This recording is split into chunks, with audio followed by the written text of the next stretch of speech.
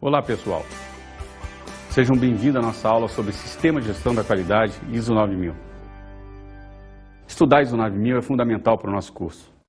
ISO 9000 é uma norma estabelecida por órgãos internacionais que sistematiza os elementos da gestão da qualidade.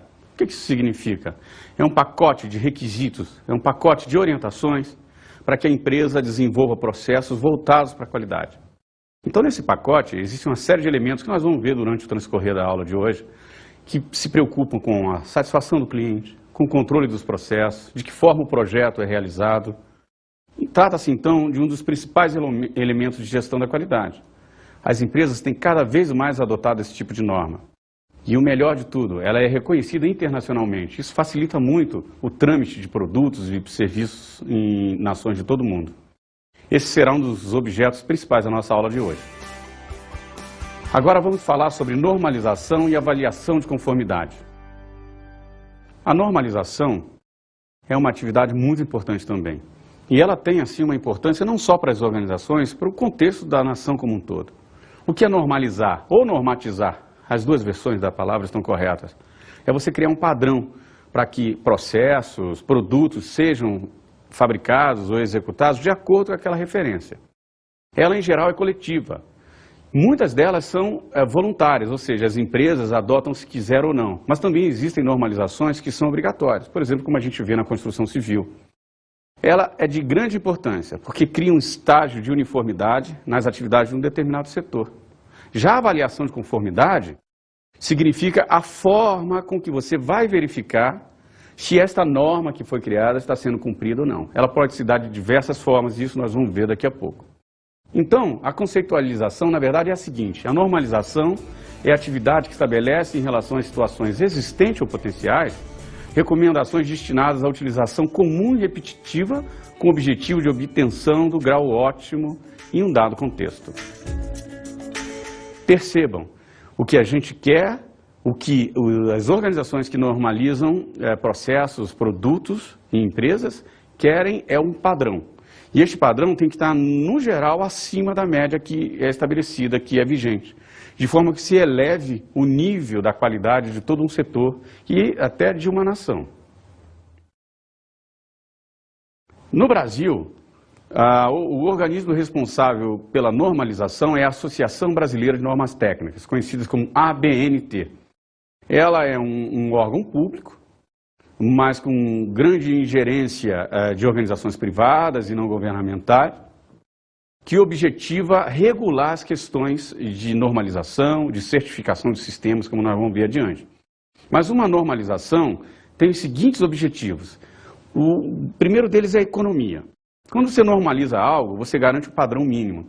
Você sabe que não precisa fazer muito mais do que aquilo, mas também não pode fazer menos. Que maneira se dá a economia? Numa competição empresarial, por exemplo, uma empresa pode ter níveis, padrões de qualidade muito baixos, se não houver um nível estabelecido, um nível mínimo estabelecido. Então, normalizar traz economia nesse sentido. Você vai poder participar, ganhar mais concorrências, porque o padrão mínimo está estabelecido. Um dos outros objetivos é a comunicação. A normalização permite que quem está comprando saiba o que vai ser fornecido, a relação entre duas empresas, entre dois setores e até dois segmentos está equacionada. Isso tudo facilita muito, no sentido de dar agilidade e dar segurança a quem vai fazer a transação. E por falar nisso, esse é o próximo objetivo da normalização: segurança. Percebam, vamos dar o exemplo da indústria automobilística. Eu vou dar um exemplo pessoal. Há muitos anos eu comprei um determinado carro, era um carro popular, recém-lançado no Brasil. E ele veio sem o retrovisor direito. Acreditem, isso era possível. Tal era o grau de economia que as montadoras queriam ter. Ou seja, elas tiraram o retrovisor para que barateasse o carro, mas não se importou muito com a minha segurança. Perceba a situação. Não é verdade? Então, quando você normaliza, você diz: é obrigado ter os dois retrovisores. Parece óbvio, mas às vezes precisa estar escrito.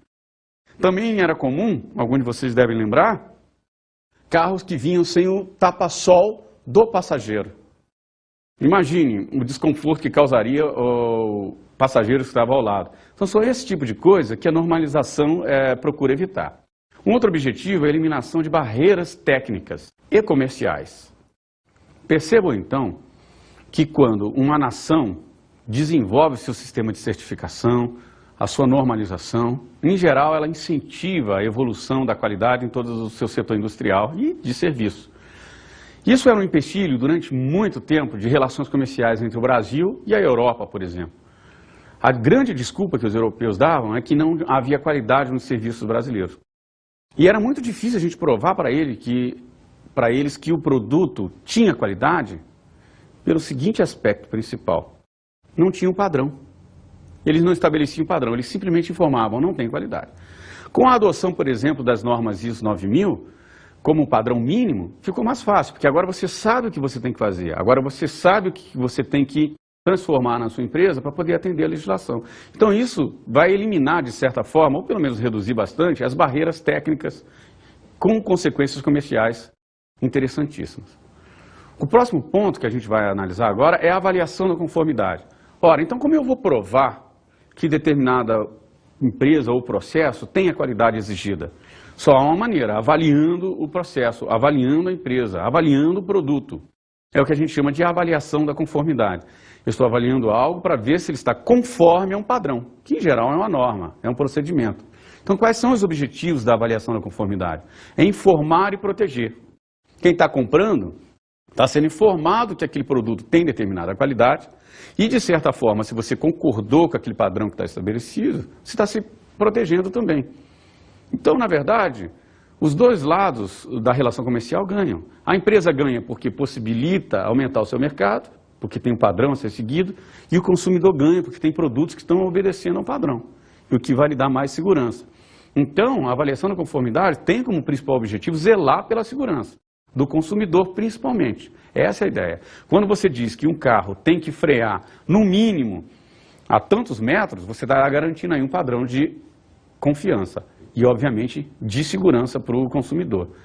Também ela tem como objetivo estabelecer a concorrência justa. Ou seja, tem que ganhar aquela concorrência quem tem a melhor condição. Os padrões estão estabelecidos, então não há mais o que discutir. Isso facilita muito. Ela estimula, obviamente, a qualidade. Estabelecendo o padrão, só vai conseguir conquistá-los quem tiver um sistema de gestão da qualidade. Essa é a ideia. E, obviamente, como até já foi dito, facilita o comércio internacional. Você autoavaliando, você chamando alguém para te avaliar, ou você pegando um órgão independente para te avaliar, você está provando determinada situação em conformidade com o padrão. Isso vai só trazer benefícios. Existem muitas maneiras de fazer a avaliação de conformidade. As mais conhecidas são a certificação, em que um organismo atesta que você tem determinado padrão, a declaração do fornecedor, o fornecedor declara a qualidade do seu produto, a etiquetagem, o que é muito comum, a gente vê hoje brinquedos para criança, pelo próprio Inmetro, e a inspeção e ensaios, que ao final do produto pronto você verificar se ele tem as características que estão previstas. Isso a gente via muito, por exemplo, naqueles programas do Fantástico, em que pegava uma cadeira dessas de festas e via quanto peso ela aguentava, que pegava um determinado produto, via a tensão elétrica que ele aguentava. Enfim, essas são inspeções e avaliações. Existem, na verdade, 3 grandes tipos de avaliações. A de primeira parte, que é uma autodeclaração. A empresa diz, eu garanto que eu tenho tais características no meu processo, no meu produto. Então, é uma questão de declarar. Você vai ter que confiar na palavra da empresa. A declaração de segunda parte é o fornecedor. Na verdade, é uma segunda pessoa, uma segunda parte que está dizendo, olha, essa empresa de fato tem tais características. E a principal dela, mais utilizada e que tem mais credibilidade, é a de terceira parte, que aí vai ser um organismo profissional. Vai uma empresa, um OCC, um organismo certificador credenciado na sua empresa, credenciado no Inmetro, e afirma que determinados processos têm tais características e que o produto tem tais características, enfim. É alguém profissional, treinado para isso, que vai dar essa afirmativa sobre as características do seu processo ou sua empresa. No caso específico da certificação, até como já de certa forma introduzimos, um organismo vai ter um padrão estabelecido, aqui poderia ser, por exemplo, o padrão ISO 9000, vai à empresa, passa alguns dias lá auditando essa empresa e verifica se aquele padrão foi estabelecido. Isso é transcrito para um certificado e existe um escopo nesse certificado dizendo o que foi verificado e quais as características da empresa. Já a declaração do fornecedor é um atestado por escrito de que eu estou te proporcionando, que eu estou te enviando um produto com tais características. Então eu estou assumindo, de certa forma, a responsabilidade por aquilo. Estou dizendo, olha, meu produto tem tais características. Obviamente que o ideal era que nem isso fosse preciso. Mas, dadas as condições das empresas, o grau de confiabilidade entre relações comerciais, essa declaração hoje em dia ganha bastante importância. Então, essa é o que a gente chama de declaração do fornecedor. Já a etiquetagem, ela obedece critérios pré-estabelecidos. Existem, inclusive, alguns programas governamentais que chamam as empresas para tratarem da etiquetagem, para usarem os recursos da etiquetagem. É muito comum você ver, por exemplo, geladeiras com aquele selo de economia de energia. Isso é um exemplo de etiquetagem. Mas, de qualquer maneira, vamos ouvir falar um pouquinho mais sobre isso.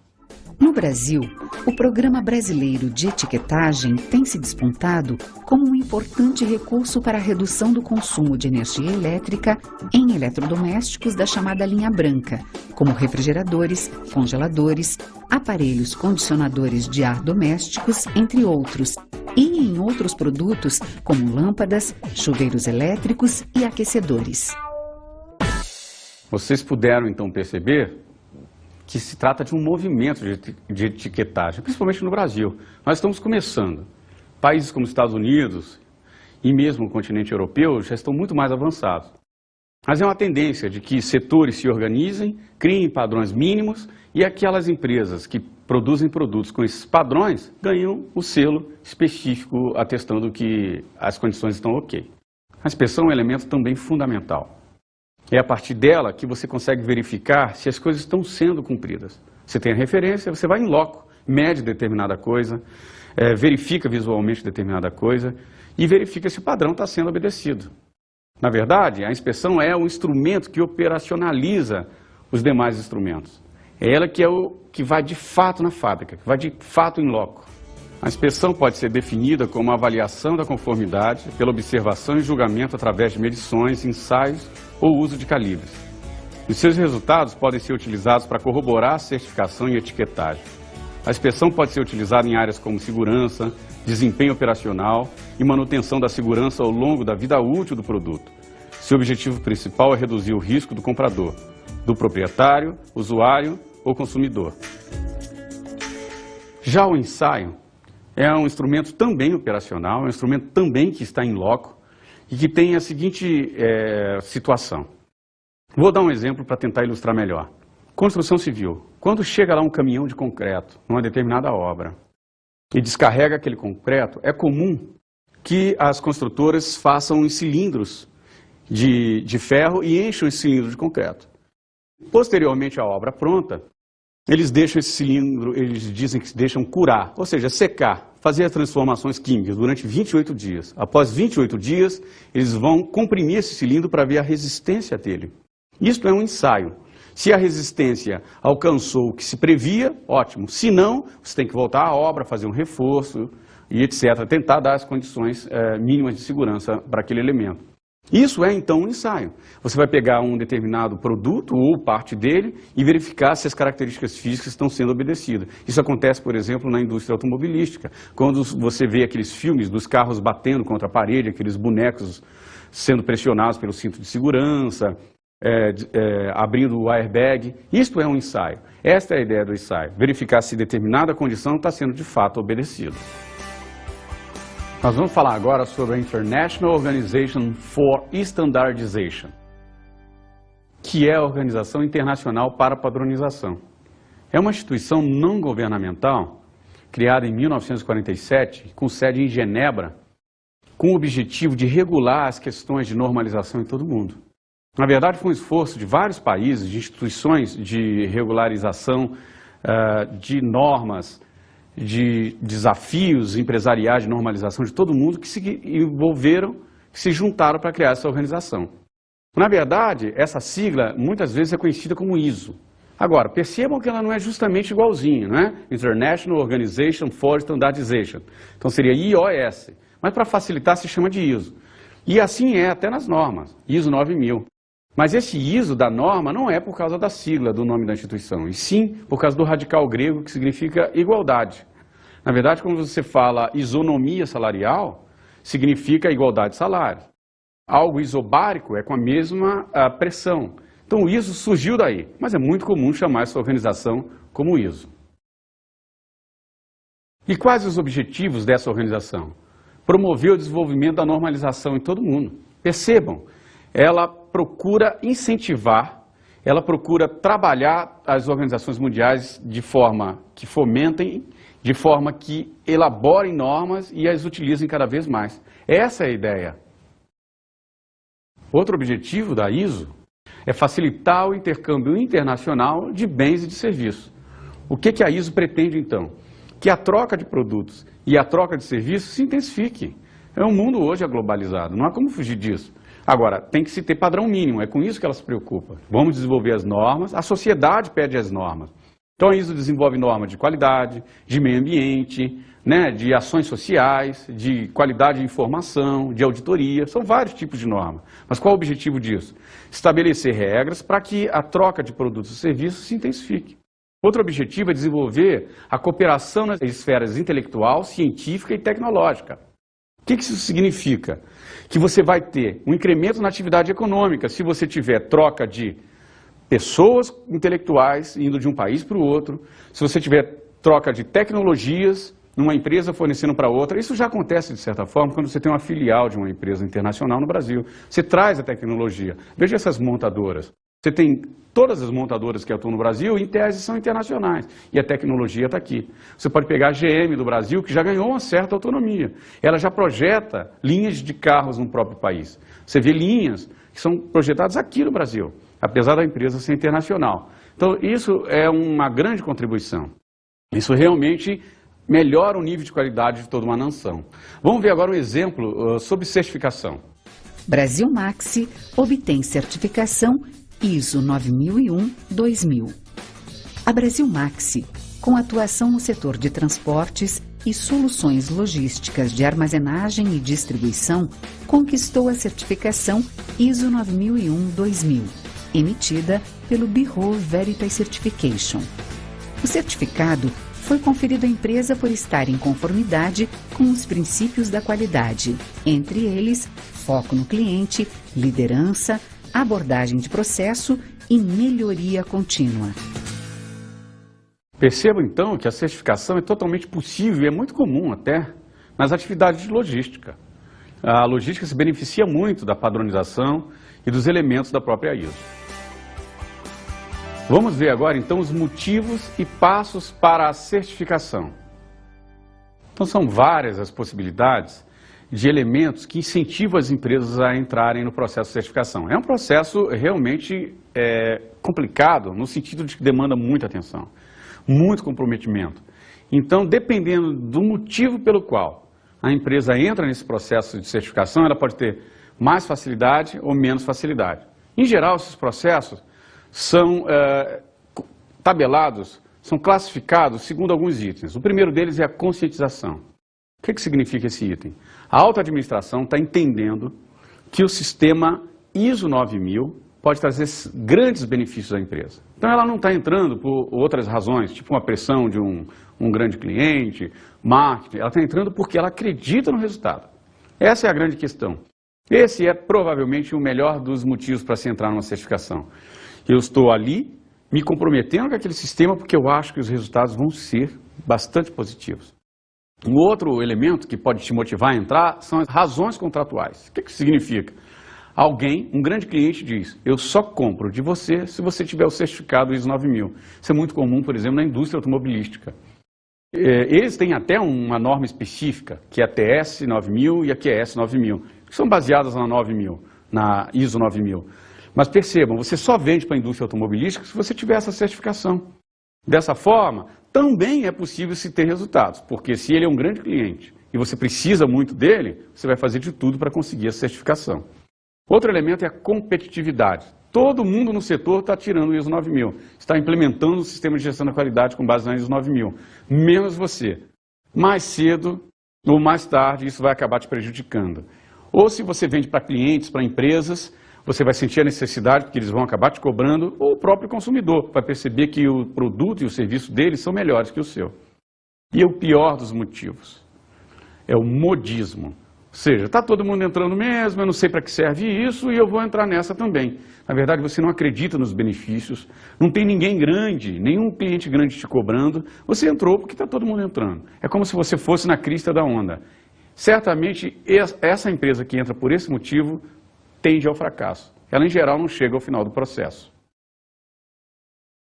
Os principais passos para a implantação de sistemas de gestão da qualidade, com base na norma ISO 9000, são: análise do sistema da qualidade da empresa. O que isso significa? Toda empresa, tenha ela preocupação ou não com o ISO 9000, ela já tem alguns procedimentos. Ela inspeciona seus produtos, ela pode ter algumas instruções por escrito, enfim, ela tem elementos que já podem ajudar na implantação da ISO. Você tem que fazer, então, um diagnóstico. É verificar qual é o estágio dela. Você tem onde você quer chegar e tem o atual estágio da empresa. Esse gap vai representar o seu esforço. Se você tiver uma empresa bem organizada, esse gap é menor. O seu esforço é muito menor. Já se a empresa for desorganizada, esse gap é maior. É muito comum as pessoas me perguntarem: professor, quanto tempo dura para tirar a ISO 9000? Na verdade, eu vou dizer o seguinte: qual é o estágio de gestão da qualidade da sua empresa? Qual é o estágio de gestão? Não precisa nem ser da qualidade da sua empresa. Se ela for organizada, esse tempo vai ser muito menor. Se ela for desorganizada, vai demorar muito mais.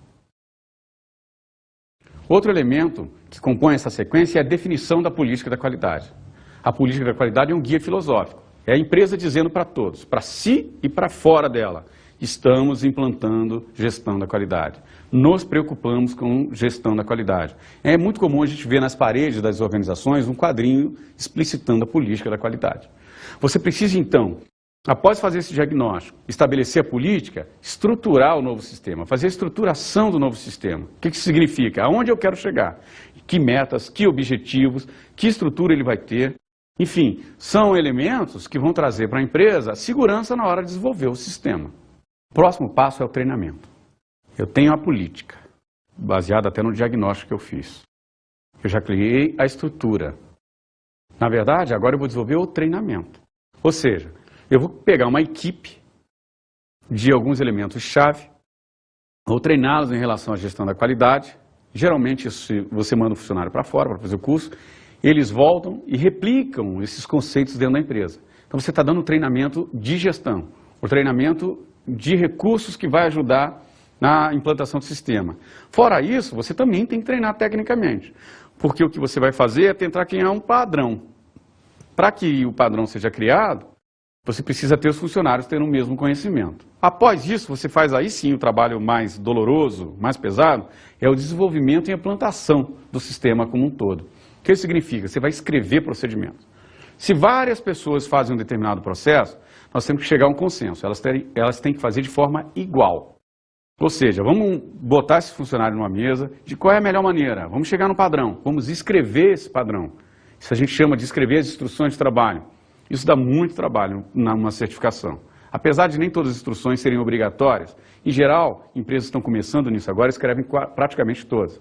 Você escreveu a instrução de trabalho, não adianta o funcionário não participar. Se for o chefe que for escrever a instrução de trabalho, quando for mandar o funcionário fazer, ele vai ser contra, porque ele não se sentiu parte daquela novidade. Onde está o erro que as empresas geralmente cometem? Na hora de escrever, elas rebuscam muito. Elas aumentam a complexidade da instrução de trabalho, ao invés de simplesmente relatar o que está sendo feito. E aí, quando o cara vai fazer, é muito difícil de cumprir aquilo que está escrito. Perceba, a ISO não pede processos complexos. Ela pede o seguinte: o que é feito? O que está escrito tem que ser exatamente igual ao que é feito. É só isso. Se é complexo ou não, não é um problema do auditor. Após isso, você faz a seleção de um organismo, que a gente chama de um organismo certificador, para fazer uma pré-auditoria. É como se fosse um pré-vestibular, verificando como está o sistema, etc. Essa pré-auditoria, que geralmente já é com um organismo que pode certificar depois, vai dizer: olha, tem esses problemas. Problemas em termos de certificação, a gente chama de não conformidade. Então tem essas não conformidades. Existem 3 níveis de não conformidade. As não conformidades simples, leves, as médias e as conformidades pesadas, as graves. Se você tem conformidades simples, ele somente diz: olha, conserte dessa forma. As leves, medianamente. E as pesadas, as graves, aí não. Aí você tem um trabalho maior. Feito esse dever de casa, você conserta esses problemas que foram detectados na pré-auditoria chama um organismo, que pode ser o mesmo ou outro, para a auditoria final. E aí, novamente, volta essa questão das não conformidades. Se você tiver a não conformidade leve, você ganha o certificado e se compromete a ajeitar aquelas não conformidades. Se for uma não conformidade mediana, eles anotam, te dão o certificado, mas voltam daqui um tempo para verificar se você corrigiu. E as graves, aí você não ganha o certificado. O grande objetivo do organismo ISO é difundir normas que sejam utilizadas em todos os países, a mesma norma em diversos países. Então você imagina uma lâmpada que é produzida no Brasil e é exportada para a China. Né? Ela tem que ter uma rosca para encaixar ali no soquete do mesmo tamanho da rosca na China. Quem que padroniza esse tamanho de rosca? Justamente, então, esse órgão ISO serve para isso. Então, normas ISO exigem para tudo. Para fabricação de porta, para fabricação de vidro, para piso, tudo isso é padronizado. Isso é norma ISO para tudo. Algumas normas ISO são mais conhecidas do público em geral, outras são mais conhecidas em públicos específicos. Né? Quando a gente fala de público em geral, o que a gente está falando? Norma ISO 9000. Essa é a grande norma conhecida. Né? Por quê? Porque ela padroniza o quê? O sistema de gestão da qualidade. Você pode ter um sistema de gestão da qualidade em qualquer lugar. Imagina uma instituição de ensino. Eu quero padronizar meu sistema de gestão da qualidade. O que eu vou fazer, então, para padronizar? Né? A portaria vai ser assim, né? O material didático vai ser desse jeito, a avaliação vai ser dessa forma. Criei mecanismos para garantir um padrão de qualidade na minha empresa. Eu poderia, né? Qualquer empresa pode criar o seu padrão de qualidade. Ou pegar um padrão que já está estabelecido. Aonde está isso? A norma ISO 9000. Então, ela estabelece como que você faz para ter um sistema da qualidade bem implantado na empresa. É isso, é justamente isso. Né? Então, digamos assim, a receita de bolo para você implantar um sistema de gestão da qualidade. Essa é a norma ISO 9000, que é a mais conhecida. Dessa forma, vocês podem perceber a importância tanto da ISO, da International Organization for Standardization, como das próprias normas que a ISO faz para a sociedade de uma forma geral. Muitas vezes você está consumindo um produto e não sabe que ele foi fabricado por uma empresa que possui certificado ISO 9000. Mas isso é garantia, pelo menos de padronização, se não de qualidade efetiva, de que os produtos vão ser feitos sempre da mesma forma. Agora nós vamos falar sobre a família ISO 9000. A família ISO 9000 é composta por 3 normas principais, mas nem sempre foi assim. No passado, na versão de 1994, eram 5 normas, mas a ISO tentou facilitar as coisas e hoje são só 3. Hoje são a ISO 9000, a 9001 e a 9004. A ISO 9000, que é fundamentos de vocabulário para os sistemas de gestão da qualidade, traz os aspectos básicos, traz em suma o que a gente está vendo na nossa aula, que são os conceitos essenciais da ISO para que a empresa tenha noção do que é um sistema de gestão da qualidade. Já a ISO 9001, que é a mais importante dela, traz requisitos. É como se fosse um checklist que as empresas devessem cumprir para que ganhasse a certificação. Esses checklists são de forma complexa, elaborado, mas eles, quando cumpridos, dão uma vantagem competitiva muito grande às empresas. E a ISO 9004, que se chama Diretrizes para Melhoria de Desempenho, é quando você já implantou o sistema e aí você vai melhorá-lo continuamente. Essas normas são divididas em 2 grupos principais. São as normas diretrizes e as normas contratuais. As diretrizes, que são a 9000 e a 9004, dão orientações. E a contratual, que é a 9001, que são os requisitos que a gente falou, elas são auditáveis. Então o certificado ISO 9000, na verdade, não existe. O que existe é o certificado ISO 9001. É essa norma que é verificada na empresa. E quando você pega esse certificado, ele está escrito certificado segundo a norma ISO 9001. Dada a sua importância dessa norma ISO 9001, nós vamos tratar dos seus itens um pouco mais detalhadamente aqui nesta aula. A norma ISO 9001 é intitulada Sistema de Gestão da Qualidade, Requisitos. Como já foi explicado, elas são itens que as empresas devem cumprir. Qual a sua estrutura básica? Ela tem a seção 0, que a gente chama de introdução, seção 1, objetivo, seção 2, referência normativa, seção 3, termos e definições, seção 4, sistema de gestão da qualidade, seção 5, responsabilidades da administração, seção 6, gestão de recursos, seção 7, realização do produto e, finalmente, a seção 8, medição, análise e melhoria. Na verdade, da seção 4, 5, 6, 7 e 8 é que são auditáveis. As seções iniciais 0, 1, 2, 3 são apenas informativas. Como vocês podem ver, é um fluxo que denomina a relação entre essas seções. Esse fluxo está na própria norma. Nós vamos tratar agora um pouquinho mais detalhado de cada uma das seções que são auditáveis, a seção 4, 5, 6, 7 e 8. Então, a primeira seção auditável se denomina Sistema de Gestão da Qualidade. E o que trata essa seção? Ela trata dos aspectos macro do Sistema de Gestão da Qualidade. Qual a estrutura, quais os principais processos que vão ser certificados, que forma esse sistema vai ser analisado, é de um cunho geral. Já a segunda seção a ser auditada chama-se Responsabilidade da Administração. Seu ponto mais importante é o seguinte: a alta administração da empresa tem que evidenciar sua participação e apoio ao sistema. Então acabou aquele negócio de deixa meu nome na ata que depois eu assino. O gestor tem que participar das reuniões. O gestor tem que usar os elementos de gestão da qualidade, os indicadores, para tomar suas decisões. E ele tem que provar isso para o auditor. Fora isso, nessa seção diz que ele tem que garantir os recursos do sistema, recursos financeiros, humanos, porque se ele não tiver na agenda do gestor, o sistema não vai ser implantado a contento. O próximo item auditável é a gestão de recursos. Esse também é fundamental. O que significa? Que recursos nós precisamos para implantar a ISO 9000? Recursos humanos, um dos principais. Financeiros, também. Infraestrutura, essencial. Percebam, neste item é tratado a importância de todos esses itens. Isso é essencial, e ratifico isso porque é difícil, inclusive, para o empresário entender que não se implanta a ISO deixando ela de lado. Você vai ter que dar duas coisas para a ISO ser implantada: a sua atenção e os recursos que são necessários. E talvez o item mais importante chama-se realização do produto. Todos os aspectos, processos, elementos de controle, de instrução de trabalho para a realização do produto, diga-se assim, quando eu falo produto, inclua-se também serviço, ok? Estão nesse item. As instruções de trabalho, as condições do funcionário, o ambiente, tudo isso é muito importante. Tem que estar tudo em condições perfeitas para que o produto saia com perfeição. Existem outros itens importantes aí, que é o projeto do produto, também está nessa seção. Quer dizer, o projeto foi feito de acordo com as necessidades do cliente, com os requisitos do cliente. Rastreabilidade, eu consigo mapear onde aquele produto está. Por exemplo, os recalls das empresas automobilísticas dependem dessa rastreabilidade, que está na seção 7.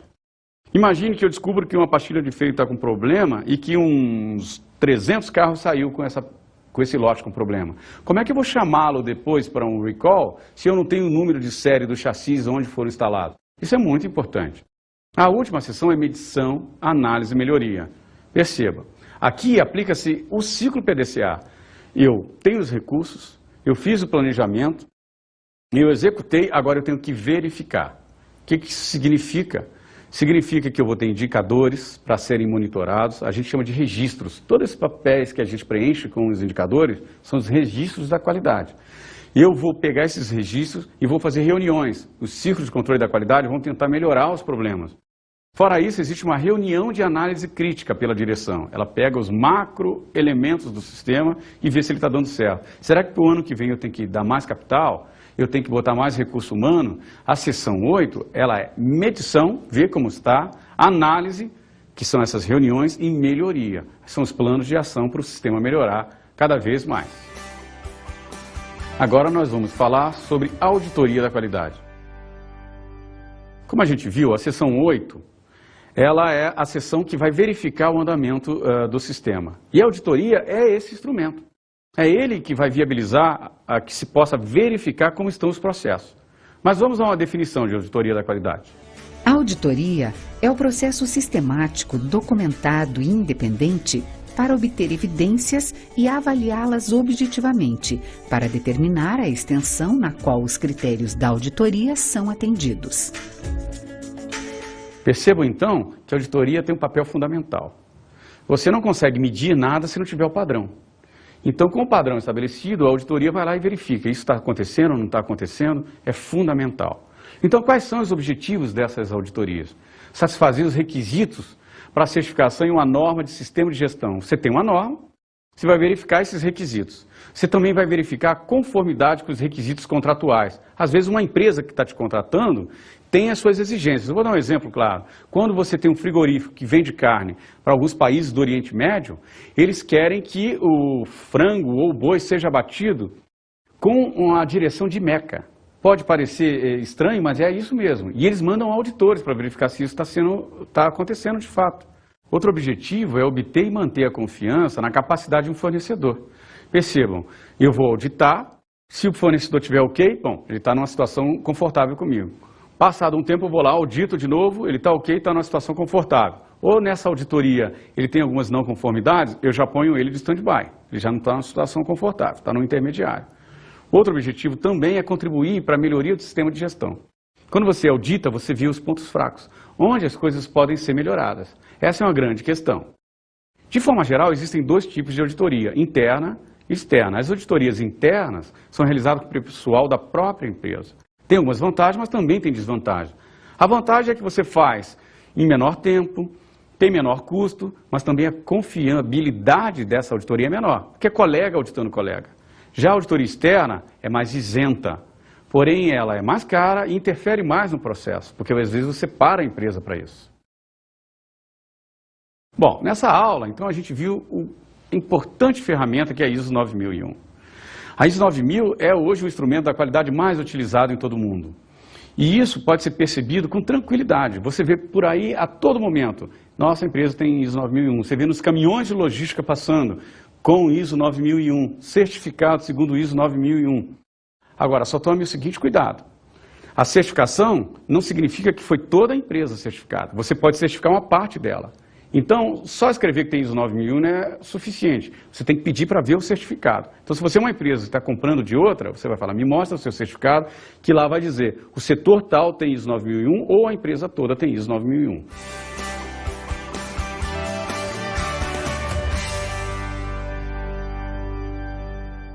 Pessoal, como dica de estudo, eu indico o livro Gestão da Qualidade, Teoria e Prática, do professor Edson Pacheco Palladini, da Universidade Federal de Santa Catarina.